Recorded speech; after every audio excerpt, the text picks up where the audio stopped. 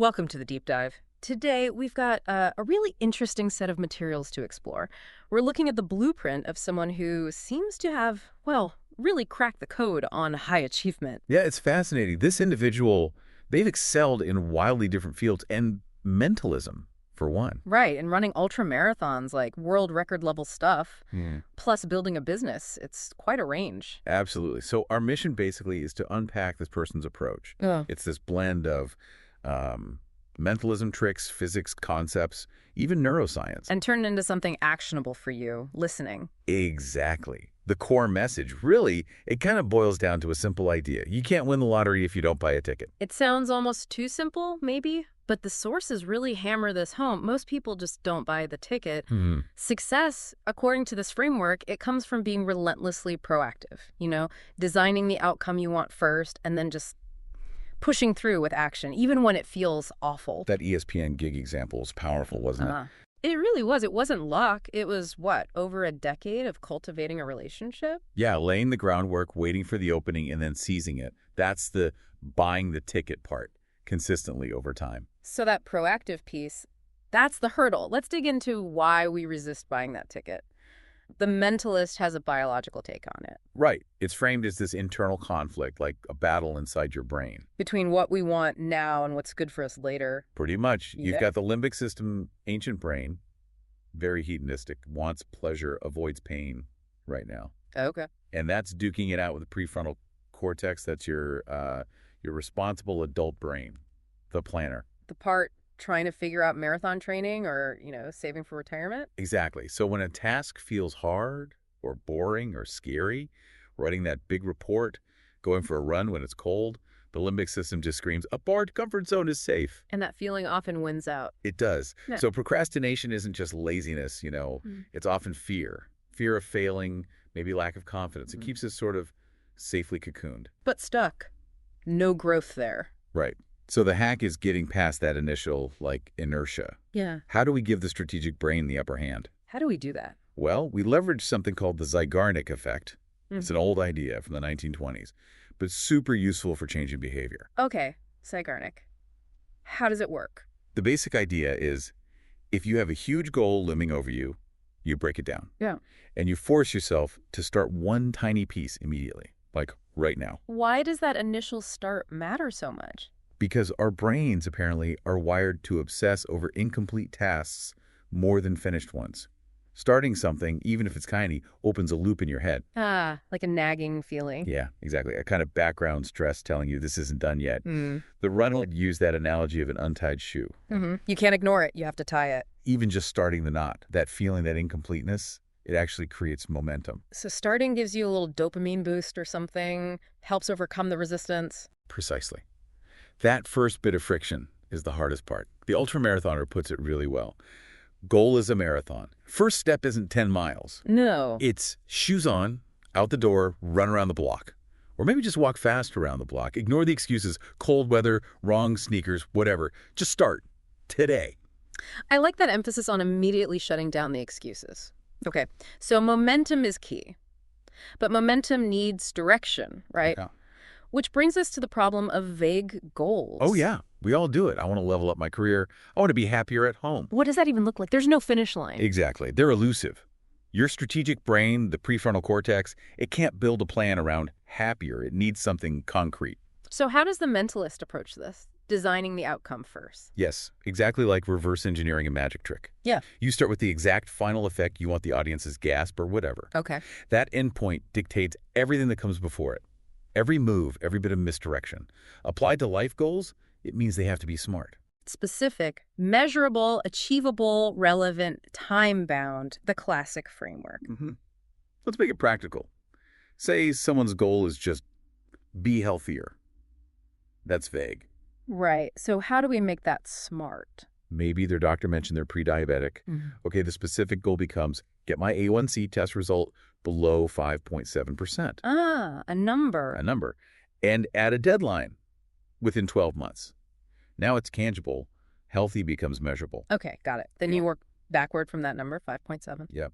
That's the target. What steps lead there? Maybe it's tracking calories for a 500-calorie deficit each day, or committing to eating, say, 5 servings of vegetables daily, Or getting a fitness tracker and hitting 10,000 steps. Little measurable building blocks. Exactly. Now you have a plan, not just a wish like happiness. All right, so you've taken the first step. You've got your SMART goal. The next big challenge is sticking with it, right? Building the habit. This is where the 2-week rule comes in. Yeah, the entrepreneur really stresses this. Those first 2 weeks of any new routine, they are just brutal. Whether it's cutting junk food for marathon training or something tiny like learning where the new recycling bin is, your mind, your body, they actively fight back. You get those impulse attacks wanting to revert to the old way. Totally.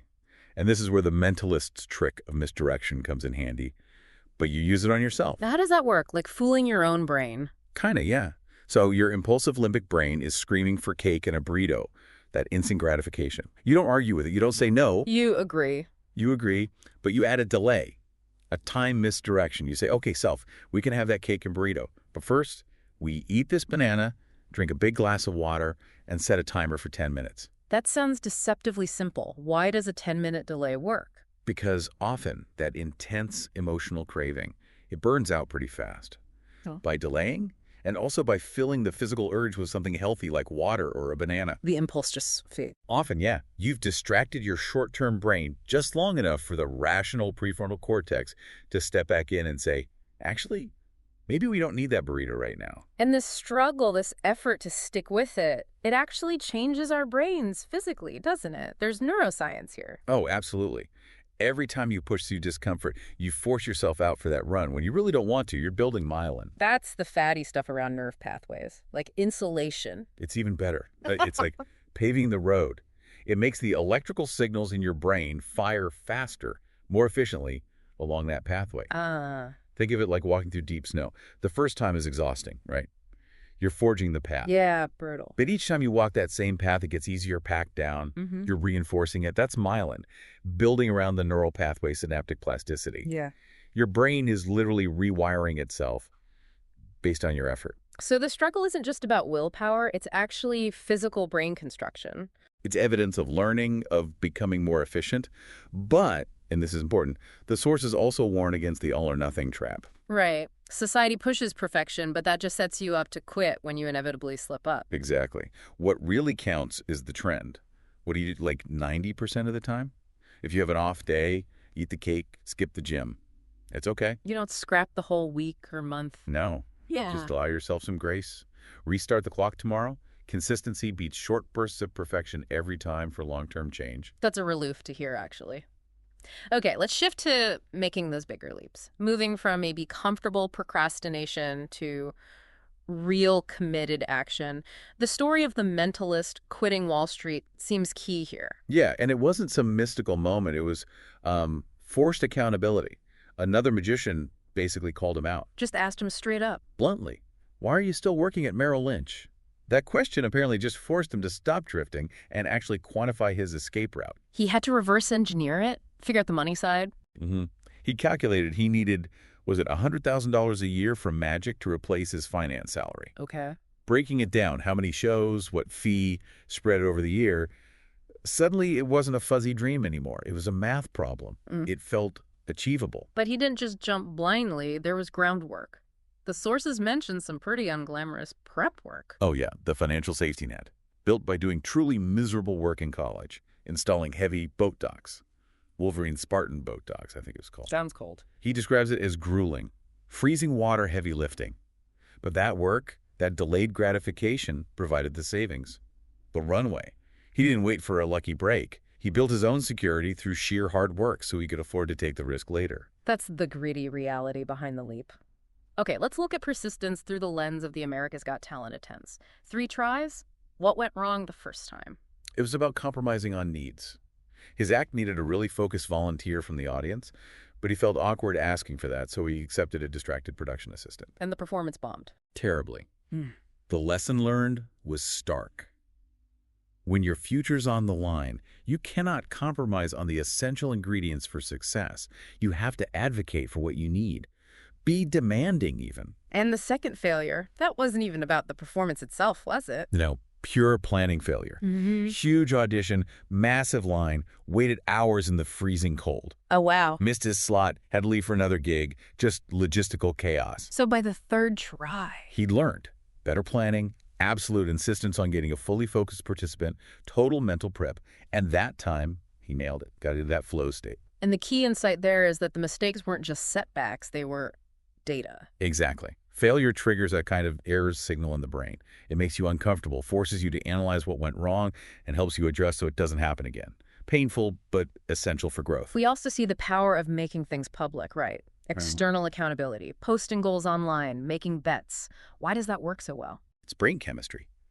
When you put yourself out there, you get this flood of good stuff. Dopamine from the engagement, oxytocin from the social connection, even endorphins to bucker the stress. So you become chemically invested in not letting people down, including yourself. Yeah, it reinforces the commitment. Right. But underneath all these hacks and strategies, there has to be a core belief, doesn't there? Mm-hmm.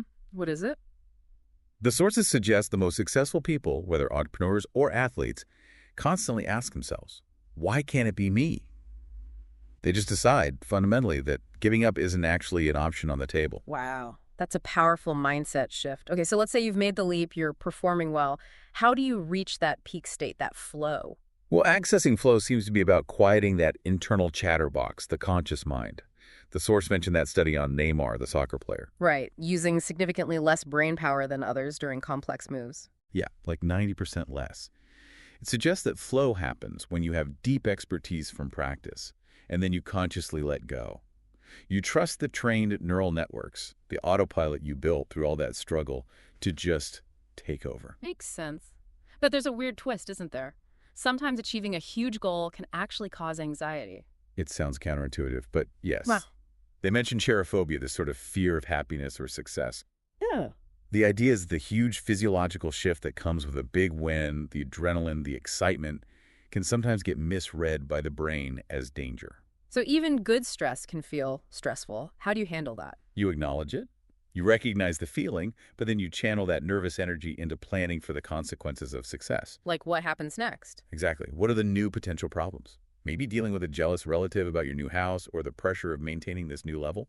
You make contingency plans. Okay, if Aunt Mildred gets snarky, here's how I'll handle it. So you manage the fear of success by planning for success itself. That's clever. It puts the worries in their place, which leads beautifully into the final really crucial point, sort of circling back. Which is? Don't get so obsessed with the next goal that you forget to appreciate the one you just hit.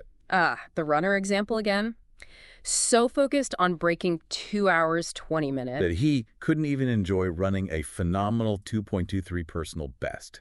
You have to consciously pause, value the work you put in, and savor the achievement itself. Don't let the chase for the next ticket completely overshadow the win you just had. That's a great reminder. So wrapping this all up, what's the big takeaway for everyone listening? It seems like these mentalist tools, reverse engineering, controlling variables, misdirection, they're not just for magic shows. Not at all. They're tools for shaping your own path. And remember the physics. Momentum keeps you going unless something stops you. Often, we are the force stopping ourselves. Buying the ticket means starting today. So, the action plan. Define that SMART goal, make it specific, give it a number, start something immediately, harness that Zeigarnik effect, and then commit to battling through those first tough 2 weeks of habit building. And here's a final thought to chew on. The sources point out that really potent opportunities often hide in plain sight, disguised as the pain points in your life. Like those unreliable boat dock installers that sparked the college business. Exactly. What's that thing that you or the people you know just absolutely hate dealing with, but it needs doing? Look for that friction. Find that universally annoying task or problem, because that might just be your first ticket to a different future, whether it's financial freedom or personal growth. Find it, and then